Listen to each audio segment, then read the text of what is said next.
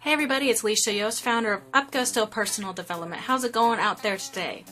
I was thinking the other day about this song that we learned in school as a kid. I asked my husband if he had ever heard the song and he said no, so I'm not sure if it was just my elementary school, but I got to thinking about this song and what it meant, and it really started to upset me because, well, I'll sing the song to you so you get what I mean. One person starts off by pointing at someone else and saying, "Tommy stole the cookie from the cookie jar." And then everyone repeats it. "Tommy stole the cookie from the cookie jar." And Tommy says, "No, I didn't." And everyone says, "Yes, you did." "No, I didn't." "Then who?"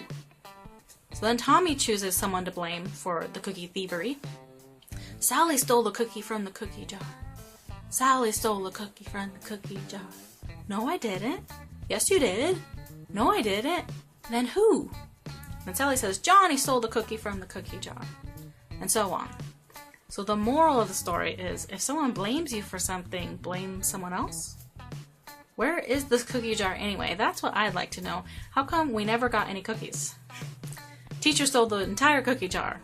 Oh yeah, she did. That's what really happened. Or she never brought us a cookie jar in the first place.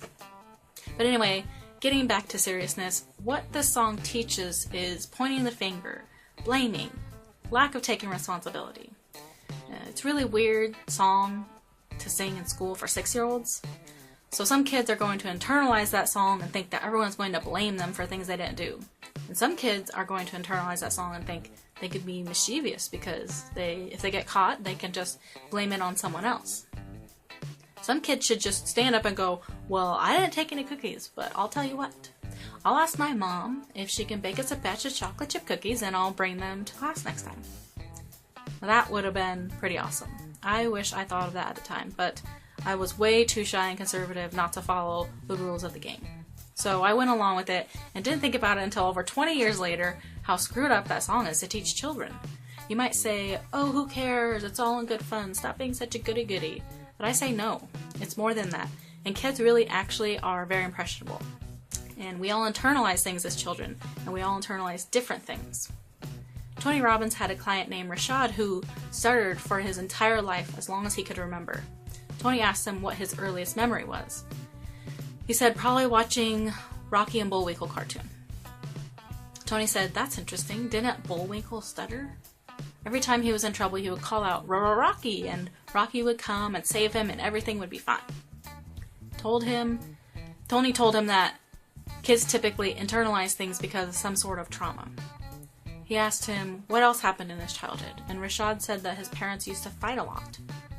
Tony said, "So you developed a stutter to get your parents' attention, to stop the fighting, just like Bullwinkle stuttered when he was in trouble. So now there was a new problem for your parents to focus on, and they stopped fighting.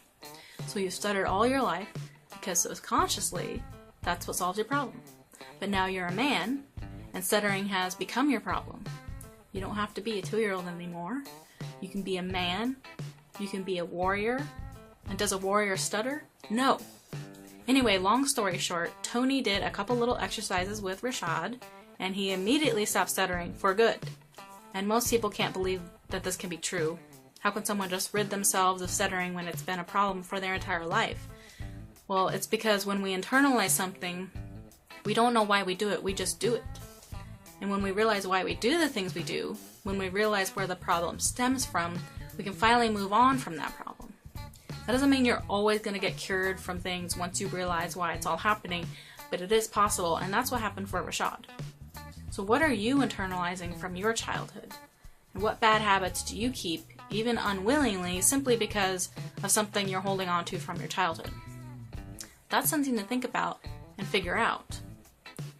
So step 1 is to figure out what events from your childhood that you have internalized are holding you back from achieving what success means to you. And step 2 is to go through my 4 steps to forming new beliefs, which you can find at upgusto.com/newbeliefs. So thanks for joining me. Share this with your friends and family, and I'll be back next time with more great stuff. Thanks.